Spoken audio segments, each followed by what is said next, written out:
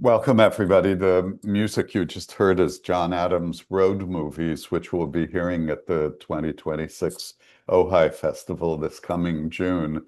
And it's a piece that's become something of a signature for Leila Josefowicz, who's playing it at Ojai with John Novacek, her regular recital partner, who we also heard on that recording. So it gives me huge pleasure to be reunited with and to welcome Leila Josefowicz. Leila, welcome. Thank you. Thank you, Ara. I'm so looking forward to everything that's about to happen this summer with you all in Ojai. And it's going to be quite a lot.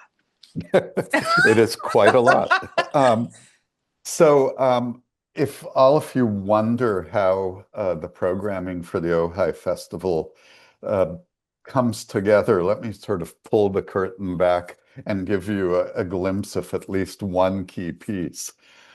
Esa-Pekka Salonen was in New York conducting the New York Philharmonic, and he and I met up in his hotel room to keep developing the programs. And the closing program needed just sort of the right piece, and we were batting ideas around.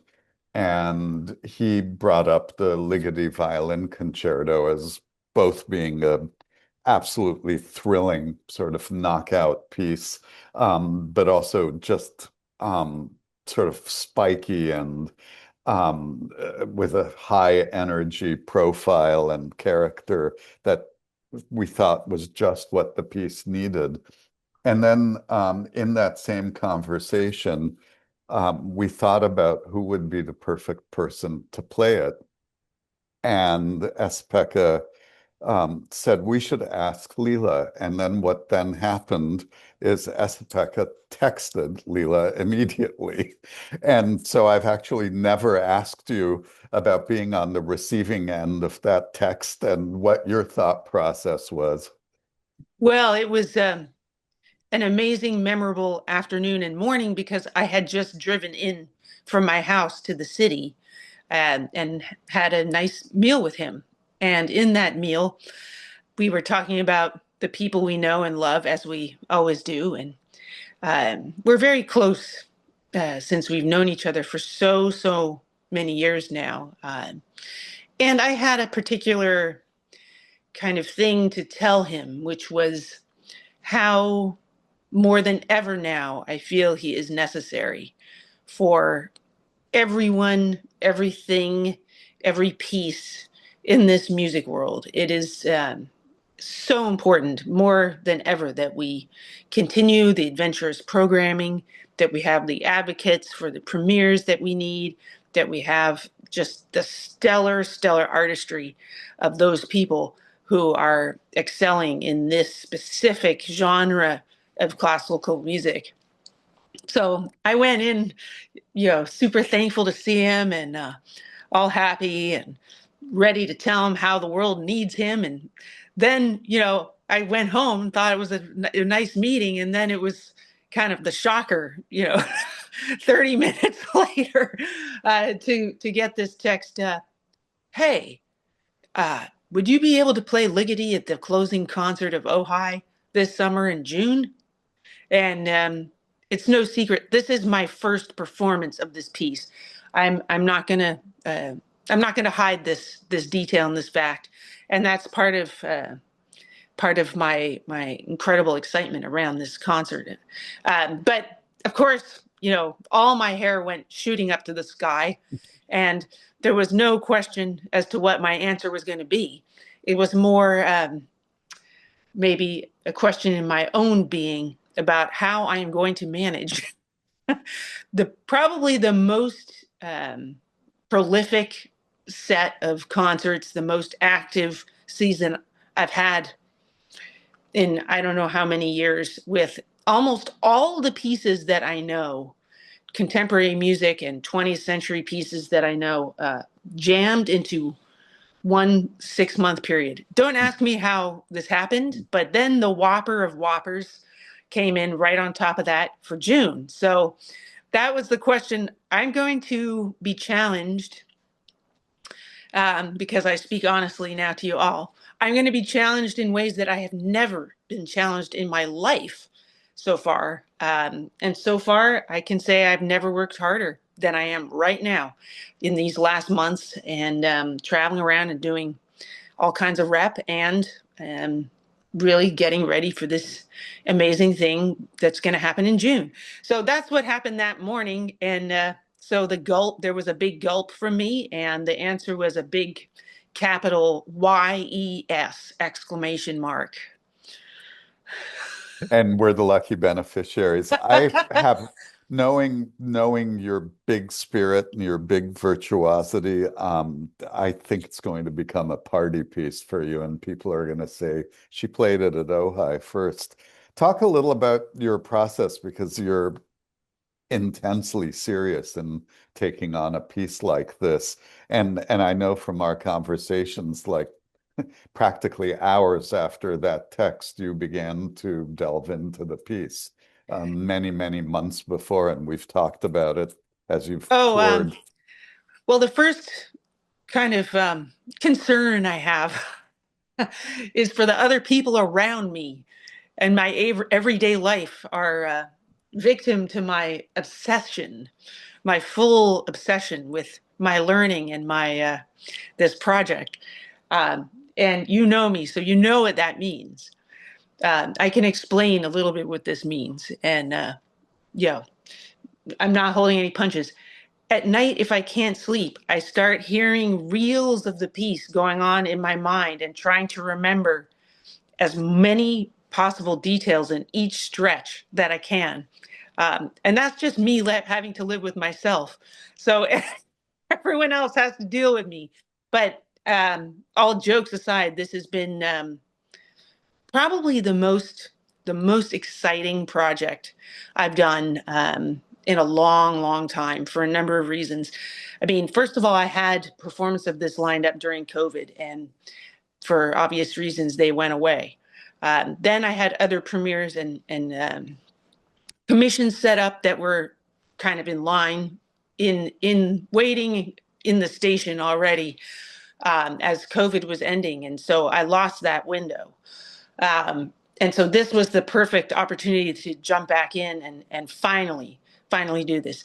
It's a strange thing because this piece has been in my mind and lurking in my mind, sort of hiding behind a curtain, um, in so many different ways throughout my career. And the opportunity was just waiting to present itself, the perfect opportunity. So here we are. But um, it's been interesting to approach this piece after playing so many other contemporary music pieces, 20th century pieces, and things even before that. But it now is super clear to me that this piece is, the mother, the father, the sort of the guardian angel of all of these pieces that have come since then. And there are so many pieces that by great living composers of today who,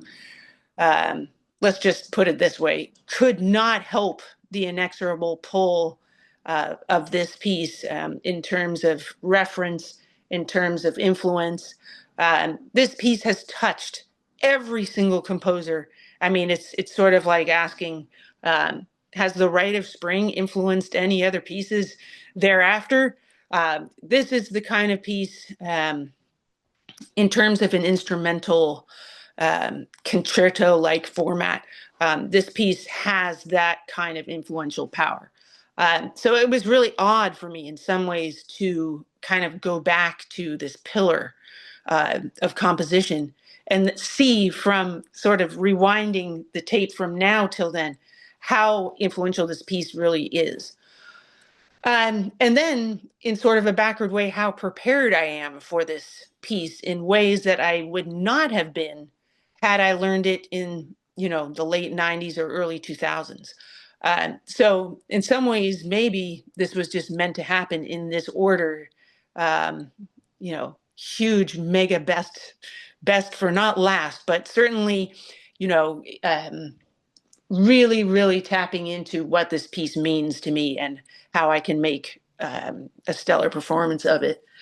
What's amazing that in its revised version, the piece only dates from the 1990s, so it's barely 30 years old, and it has become this giant predecessor model for so many pieces for violin and orchestra that have been written since. And Esa-Pekka had a particularly close association with Ligeti. He was, in a way, the chosen interpreter for Ligeti in the later part of Ligeti's life. And Ligeti came to unexpected fame worldwide in the 1960s or 70s when his choral music was used in 2001, A Space Odyssey, and people began to say, who is this composer and what is this music? And he was a composer of unbelievable um, kind of inventiveness and energy and expressivity and wit. Esa-Pekka once referred to him as a bit of a mad scientist among composers, and he had that affect. He was very animated and had a shock of white hair. Um, but you're not overstating the place of this piece among all the violin concertos that have followed. How do you begin it? How do you approach it? Um, well, as like all the other pieces that I've ever done, I try to look very closely at what's there on the page for us as instruction. Not really necessarily listening so much to other recordings, and really trying to find a place for this inside my mind without outside influence. Of course, down the line, it's been interesting, particularly interesting, to see what people have done with the cadenza. And that's a whole other thing. I'm so happy to say that this is my second cadenza that I've now written. The first one I wrote for the Beethoven Concerto years ago for violin and timpani. So this is my second cadenza that I've written, and this has taken me on a wild ride of just finding different imaginative powers within myself and thinking about what I don't want to do as well as what I really do want to do. And in the case of the cadenza, I kind of started with what I don't want to do. And that was when I was listening to some other people and hear what they chose to do. And I use the word chose because it's all about choice when you have to take the material of a piece and do sort of an imaginative exploration or a pseudo improvisation on the incredible things that have been written in the piece. And in this case, the piece is so genius, so off the charts, so beyond um, what I think a normal mind can create. That this I really took, again, like the rest of this incredible project, super seriously. So anyway, that's your little surprise that you're going to hear at the end of the piece. But that's been a super adventure.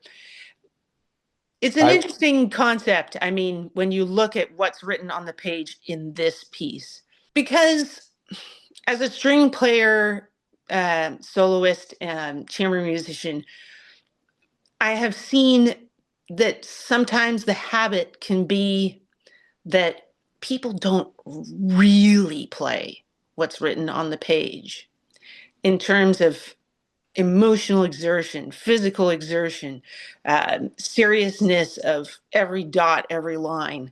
I'm really, really taking these things seriously because, like most new music that I play, and I know so many composers at this point, I have yet to meet a composer that has not sweated sweated endless hours over what to put onto the page, that we must respect what is the final outcome of what is on the page. But in this case with the Ligeti, what is on the page is let's just say the strength of the gestures are monumental. The strength of the instruction could not be more clear.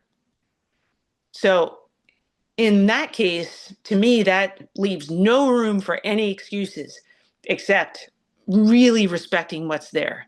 And that becomes something, well, I mean, it becomes something existential, perhaps intentionally overwhelming when you have 5, 6 fortes written in a row. The intensity, ferocious to the max, etc., or screaming like a scream, or like a shadow, like a whisper. These things are all there for you, and it's our responsibility to see that and to take it seriously. Also, other markings that are not so extreme, dolce, appassionato, these things which have to then contrast these other moments of ferocity. So all of these things need to be taken super seriously. So I'm trying to do that. And in doing that, I'm really discovering new sort of labyrinths of sounds and um, different kind of corridors of emotion that this piece can go down, that I believe, if I may say, have not yet fully been explored. So I'm really, really excited about this concept that here we have a piece that is uh, untouchable in some ways. I think half the composers in the world have composer envy over this guy, Ligeti, to be honest. How this person can create these strengths of colors and sounds and emotions and gestures. And I don't think anything has actually been written that's anything like it. Some very amazing things, but this certainly stands out. Anyway, I am I'm in the process of, even every day now, still sorting out some of these different sounds and what they mean. And there's certain things that are simultaneously contrasting. For example, you can have the most jagged, ferocious, short, halting, and yet still very fast chords going on in the brass or strings. And then a very kind of smooth singing line on top, um, in my part. And how do you contrast these things so that you hear so many different colors at once, and having it be also very clear and architectural? Because there's great method behind any of these mad sounds that we hear.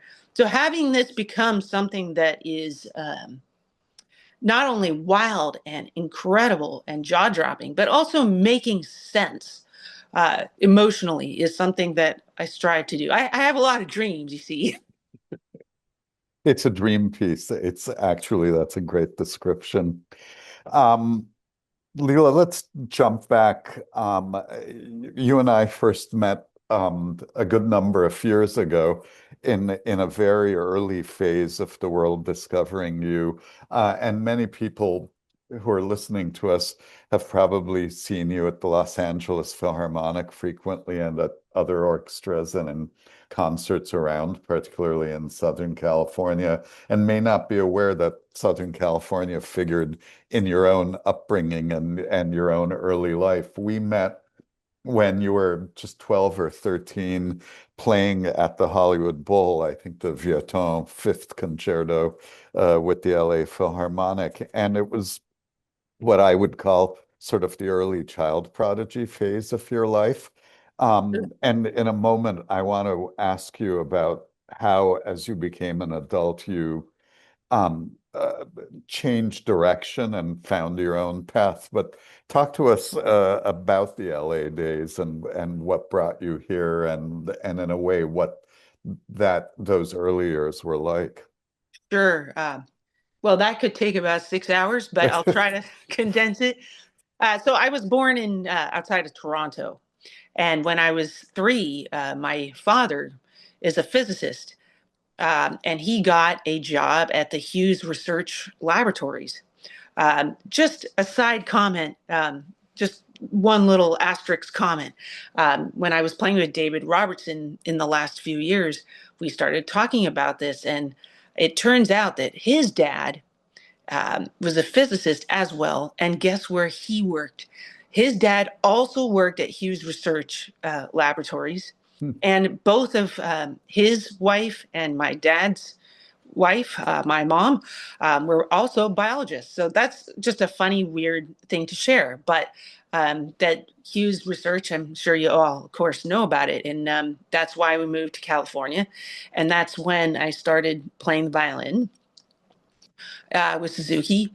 And all these years sort of began with that. And my father specifically had a dream that this is something that maybe his daughter would become a violinist star.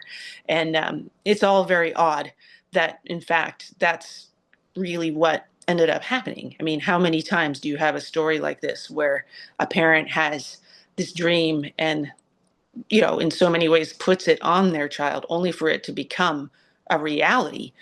And so when I started the violin, it was not particularly fun for me. I wasn't enjoying it all that much. I was getting bribed with candy and treats and anything that it took. And there was a point at which it was kind of like, do you want to continue doing this? And there was a part of me also that was like, hey, maybe I'll really give this a try. And once I made a decision to really give it a try, everything started to change. And when everything started to change, it was sort of like this thing that started feeding on itself, in the sense that if you become good at something, you enjoy it more, your confidence builds. So then you become better at it. And it just keeps going and going. And there was no question that music was something that always fascinated me and took me to a different place in my mind. I mean, even when I was, a toddler. So this thing sort of amazingly just started to take off like wildfire. And Robert Lipset became my teacher when I was 8. And he certainly took me to a very, very next high level. And also my work jumped to a whole different stage of study and dedication. And it just, I can't explain it to you really. I mean, how these things happen, but it happened. And um, somewhere, despite all of this kind of work and practice, there was something that just came to life for me every time I had to really get up in front of people and show them what I think about a piece. And yeah, I mean, by the time this Hollywood Bowl concert happened, it was basically, I think it was the final year of me being living in Westlake Village. That's what it was, and living there and about to embark on my next chapter at the Curtis Institute, of which, of course, I had no idea what was going to happen to me whatsoever. So this concert was the end of a chapter in a certain way, and you probably remember it in some ways better than I do. Well, it was a very, very impressive 13-year-old violinist. I do remember, and somebody already with quite a kind of center and presence. Um, and you went on to Curtis, and the world quickly discovered you. And there's a wonderful body of recordings of many of the standard works that you recorded through your teens and maybe into your early 20s. But at a certain point, you chose a path that went beyond the conventional child prodigy path. And as as an educator, I've witnessed this. Sometimes a child prodigy has a path chosen for them by teachers, parents, mentors, conductors. And then as child prodigies grow up, they're not particularly used to making their own decisions, and sometimes uh, very gifted young musicians hit a wall at that point of making their own decisions. You chose a different path and a very clear path, and though we've known each other for years, I've actually never asked you about that process. And that Okay. path Yeah. is a real focus on 20th and 21st century music, and you've become a muse to a whole slew of great composers, whether it's Esa-Pekka Salonen, John Adams, Tom Addis, Oliver Knussen, and many others. So talk to us about when and how that transformation began to happen. Sure. Well, I think it was going to happen long before I knew it was going to Mm, happen, if you see what I mean. At Curtis, I was sort of straddling two different things now that I look back on it. I had Yasha Brodsky and Jamie Laredo, who were teaching me much more of the standard repertoire, as well as even just any of these pieces that we would expect that I should know, that all violinists know. So I was learning those things, and Felix Galmier came into the picture as well. And very, very quickly, I started to realize that despite our incredible age difference, at the time I was probably 15 years old, and he was 80, that we had a special kind of connection mm. that no one could have predicted. Well, first of all, I started telling him a couple of lines in Yiddish that I knew. And that really, he was, to say that that took him by surprise and overwhelmed him is an understatement. He basically turned white as a sheet. And he was in the Vienna Philharmonic, and he left because of anti Semitism, and made his way to America, to the East Coast, and started teaching all over the East Coast. And this was, I mean, I don't know how to say it, but I mean, one of the reasons why so many incredible geniuses like Schoenberg and people ended up in America. And so Felix was one of these incredible genius people. And Let me he, just jump in to say, for those sure, who are not familiar with Felix Gallimere, he was an unbelievably influential mentor to many, many generations of American musicians. But before that, he was in the circle with Schoenberg and Berg. He had a quartet called the Gallimere Quartet. They made one of the first recordings of the Ravel Quartet with Ravel supervising.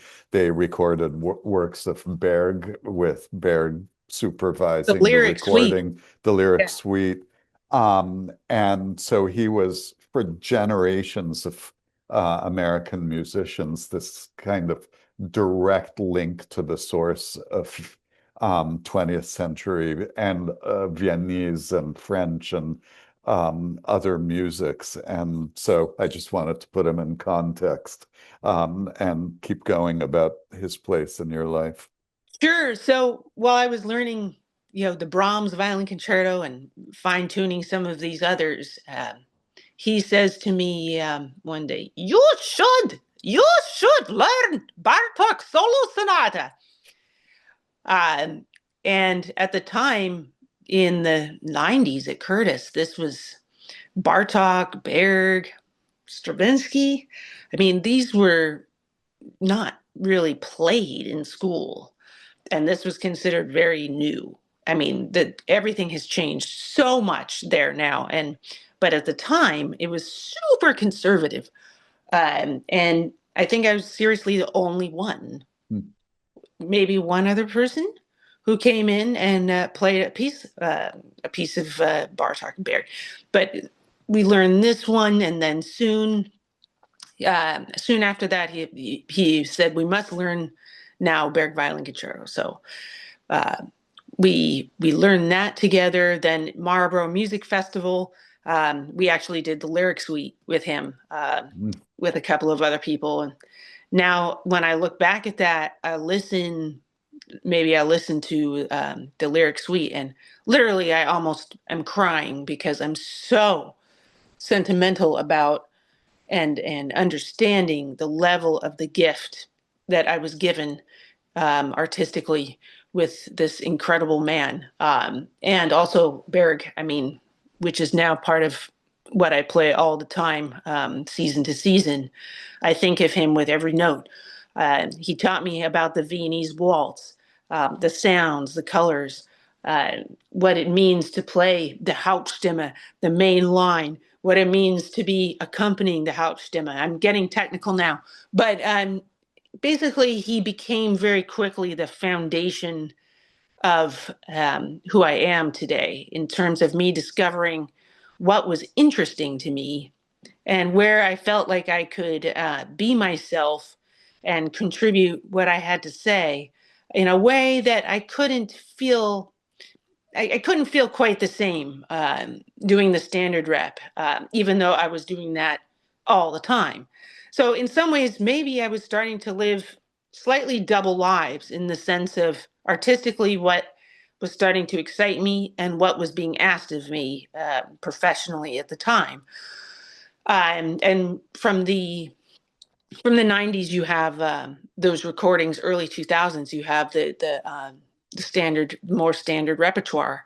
But it was already starting to become laced with um, who I am now, but not fully. So it's sort of like Leila before she really became Leila or whatever. But um, I had sort of I think when I was around 19, an epiphany of some kind where I realized somehow that I just wasn't going to be able to continue in the way that I was playing right then with, you know, the Glazunov, the Tchaikovsky, the Mendelssohn, the Beethoven, even.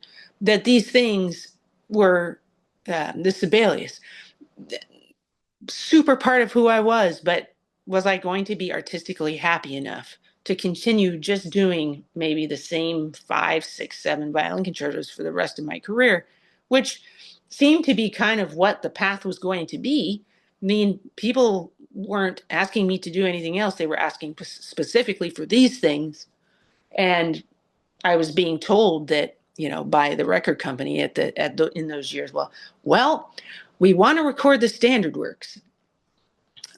We already have a lot of recordings of the standard works, so we'll have to get around that. But we want that, but we don't really want contemporary music because people don't know what that is really. So what we got to go with what's going to sell. But we don't really want too many more standard works, and we also don't want contemporary works. And it's like, okay, what's left, guys? So anyways, there was a lot of things going on there with that kind of stuff. But meanwhile, inside, I made the realization that this was going to have to change somehow. And the opportunity finally came when I think I was about 20. This had been sort of brewing in me for a while and not quite sure how I was going to do it. But I did meet John Adams, and I decided at that point, and I think he was happy to meet me. It was our first meeting at the New York City Ballet, uh, and it wasn't much more than a hello. But then I heard Gidon Kramer's premiere recording of the on Nonsuch of this John Adams violin concerto written in 1993, and I thought, this is it. Okay, I'm going to give this, I'm going to give this a serious try. Everyone's going to think I'm weird, but that's fine. So I called up the management and I said, okay, I want us to try to book this. And the person at the time, who's no longer my manager, said, but it's already had its premiere. It's already had its premieres. Like, people may not want this. I said, well, let's just try. Let's just give it a try. So I had Vermont Symphony with my very first performance of that, which I did from memory. And then the second performance was Seattle Symphony. And John came to that. And we sort of maybe slightly awkwardly hung out and didn't really know quite how we were going to talk and be with each other. But we were happy to meet each other. And I think we were kind of curious specimens to each other. And he heard the concert, and I knew he was happy, but I had no idea quite how happy he was until after that concert. I would say a month later, he had us booked together with multiple orchestras all over the world, maybe 4 or 5 performances later that season, with him conducting the piece and me playing alongside him. And for me, this was just words kind of failed to describe my excitement around this breakthrough, because I had thought this might have been just a few times trying something new, but this kind of went beyond my wildest dreams, and it took off. And he, since then, has become one of my absolutely, truly best friends, loved ones, inspirational figures for a few decades now. So that's sort of how that one started. And then I thought, hey, Well, let me interrupt, because you've set up the one musical excerpt we've got ready for people to hear and experience, which is just a small excerpt from that very same John Adams violin concerto in a much more recent performance you gave with Susanna Melke conducting. So let's let people have a sampling of that, and then we'll come back and pick up the story.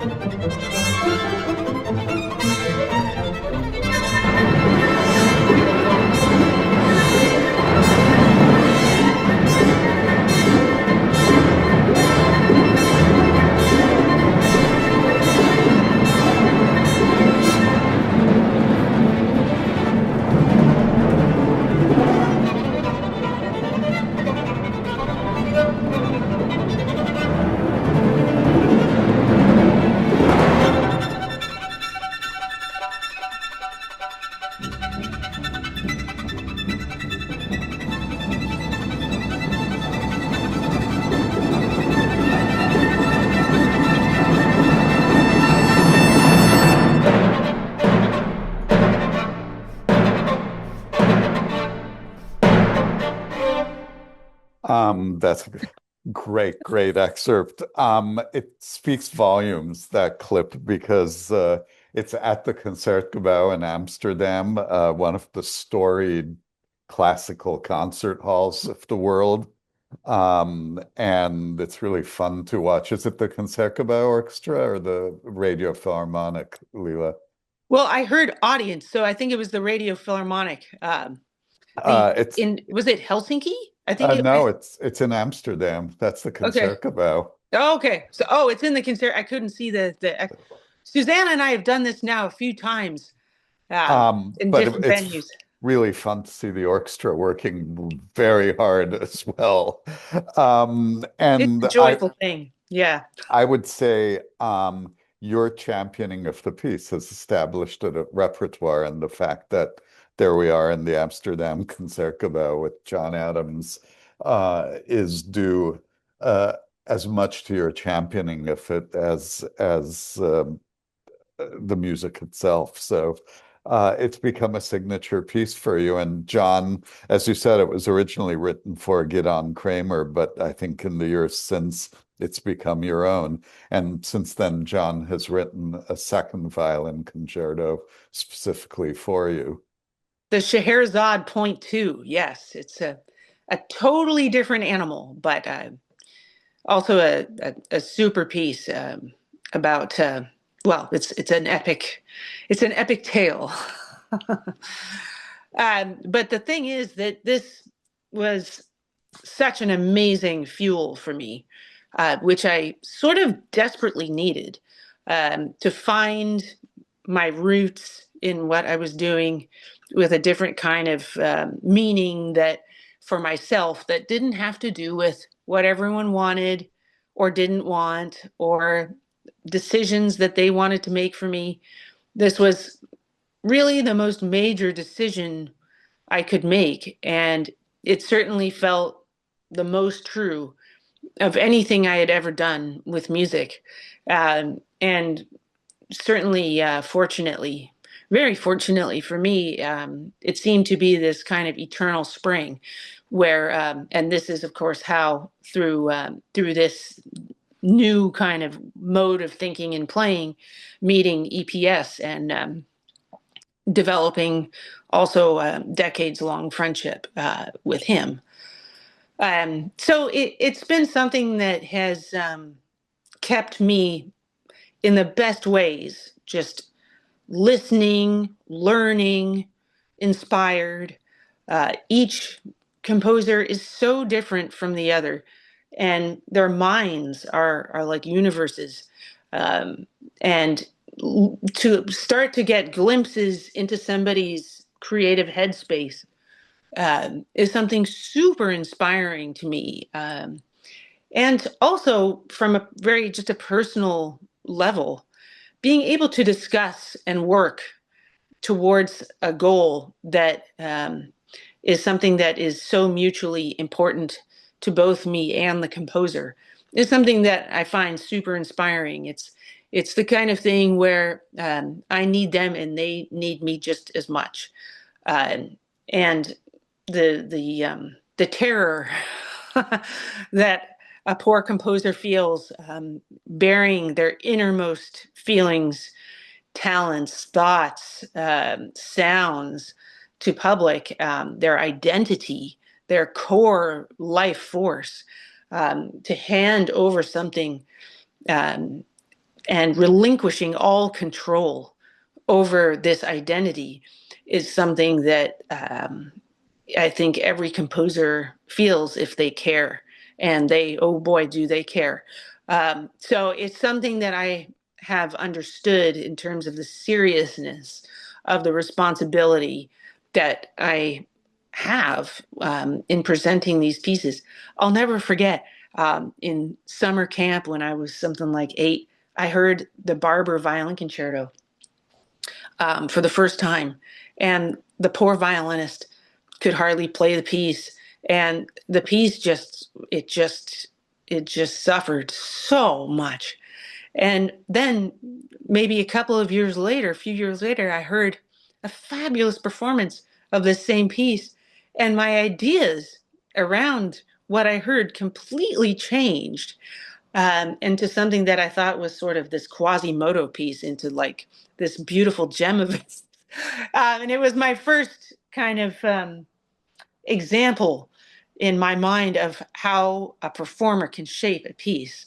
And all the more important in pieces that are contemporary, that are just being written by very serious and very skilled composers. So I learned very quickly the respect of what it means to be given a score and to bring it to people and to take that as seriously as possible.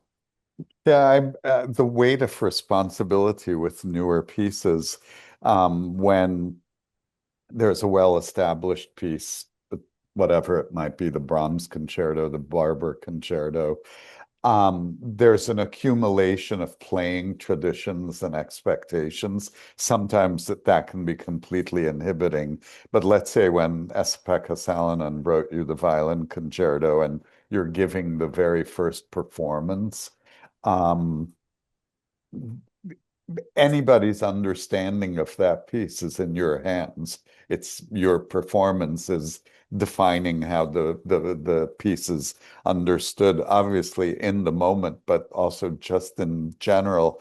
But I would also think that, when you're playing the Tom Addis violin concerto or works that Oliver Knussen had written, there's something of a collaborative process, right? There's dialogue. For sure. I mean, and composers also have a different way of working.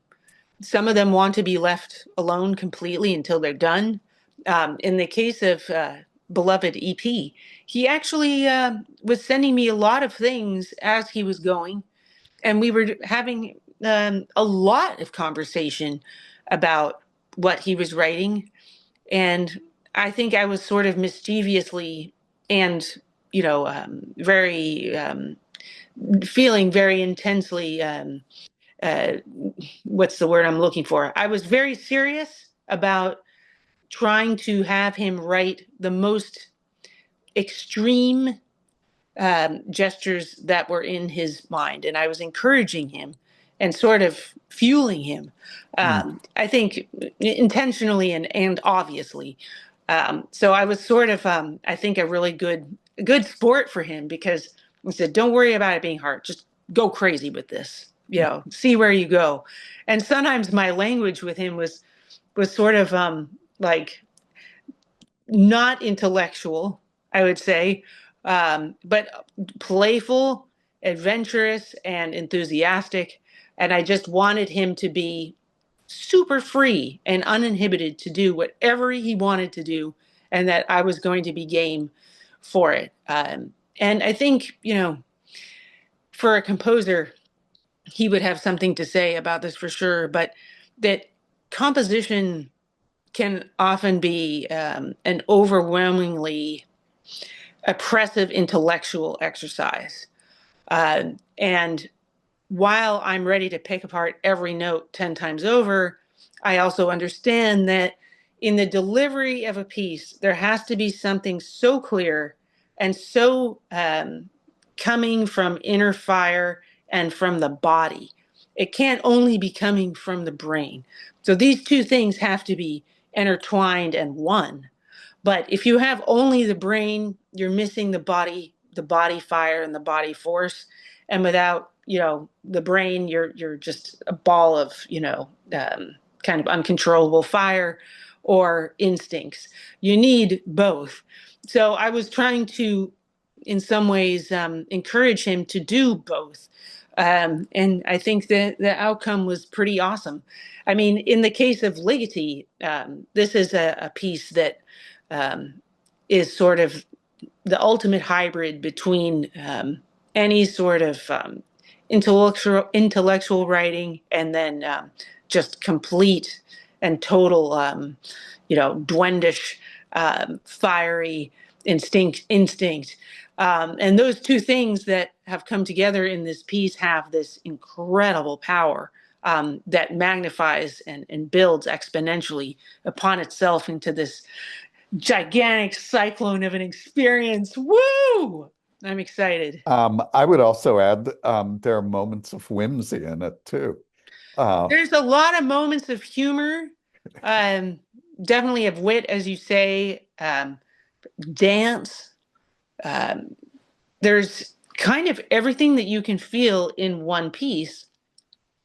And the biggest challenge, well, here we are, back to the ligeti. I mean, is to channel the gestures in such a way that as a whole, all five movements can kind of come together cohesively as one piece, and yet each have their individual super strong voice. And then, the last mini movement, which is the cadenza, to bring all this together um, in one big kit and caboodle. But anyway, the intellectual as well as the body instinct, fire.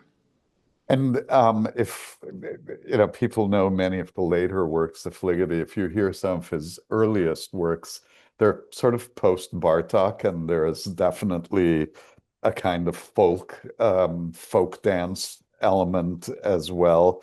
And I think in the violin concerto, that's yet another kind of subtle folk music of the future somehow, or folk music of It's another super interesting galaxy. to hear how these things are combined with a sort of a new music awareness, in which sometimes all you have um, is texture alone and sonority, and how you can kind of interweave these different influences together. How he combines African rhythms, especially in the first movement, which is this sort of dreamlike hallucination introductory movement. Um, he's he's never going to come again. I mean, as a voice, and it's just been the biggest adventure ever to discover more and more layers. Also, just a master of suspense. Um, there was a part of him, I think, that was based on what I hear and what I see in the score, only wanting to be so intellectual about everything. Then there was time to just slay everybody and have fun doing it. So, I mean, it's just so interesting to see the mind of a person in a score, which is what I get to see all the time. So it's like, okay, wow, super nice to meet you, man. I'm going to I'm going to do my best for you, and I see what you've done. Okay, I see, and here we go. That's, I think, the best possible introduction to tantalize all of us about the amazing Ligeti Violin Concerto. It'll be on the final concert of this year's Ojai Festival with Esa-Pekka Salonen and the Colburn Orchestra. The program is a piece of Esa-Pekka's called Fog, which is written in honor of Frank Gehry, Fog being Frank's initials, Frank Owen Gehry. And that was another great creative friendship between Esa-Pekka Salonen and Frank Gehry, and then celebrating another one of Esa-Pekka's collaborations, the Ligeti Violin Concerto, and a very fond collaboration with his great friend Leila Josefowicz. And then we closed the festival with the exuberance and pure joy of Stravinsky's Pulcinella. And on the Saturday morning concert of the festival, that concert will conclude with Leila and John Novacek playing John Adams' Road Movies, another piece that Leila has really made completely her own. And I'm happy to say that John Adams will be at the festival with a focus on his music, not only road movies, but Esa-Pekka conducts chamber symphony, and the Ataka Quartet will play the world premiere of a brand new piece of John's called Iron Jig on the Sunday morning concert. Leela, as always, it's just the best time getting to hang out with you. And I feel lucky we've gotten to do that over the years, and Me too. Me too. just full of joy that we get to do it in Ojai and as the world discovers you in the Ligeti Violin Concerto. Well, it is a super honor, let me say, and I'm so thankful uh, to be finally given this opportunity, which I've been waiting for. And I mean, EP, I mean, seriously, I cannot imagine a better conductor and collaborator for this specific piece is going to be on fire.